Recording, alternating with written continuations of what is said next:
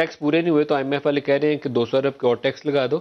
انہیں سچویشن جہاں اکانومی آپ کی بیٹھ چکی ہے, پہیہ رکا ہوا ہے, ہم نئے ٹیکس لگا کے اور انٹرسٹ ریٹ بڑھا کے ابھی بھی کچھ کرنے کی کوشش کر رہے ہیں, یہ تو سارا کچھ تباہ ہو جائے گا. دیکھیے میں آپ کو بتاؤں کہ طریقہ کیا ہوتا ہے, کیونکہ ہم نے, آپ کو یاد ہوگا ایک زمانے میں کافی IMF کے ساتھ ڈیلنگز کی تھی ہم نے.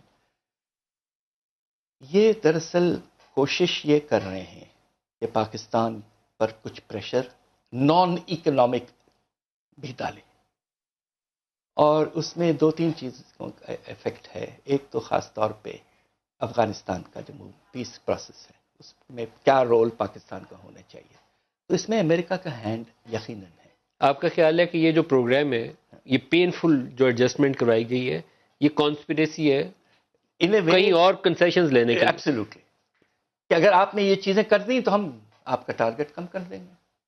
ہم نے دیکھا ہے, یہ پہلے بھی دیکھا ہے. تو یہ US فارن پالیسی گولز کے آبجیکٹیوز اچیو کرنے کے لیے وہ ہمیں اس پروگرام کے ذریعے ہماری آرم ٹویسٹنگ کر. اب دیکھیں نا, ہیڈ آفس تو واشنگٹن میں ہے IMF کا, 17% جو ہے بورڈ کا لارجسٹ ممبر جو ہے جس کے شیئرز ہیں وہ USA ہے. ڈاکٹر صاحب FATF میں بھی یہی ہوا.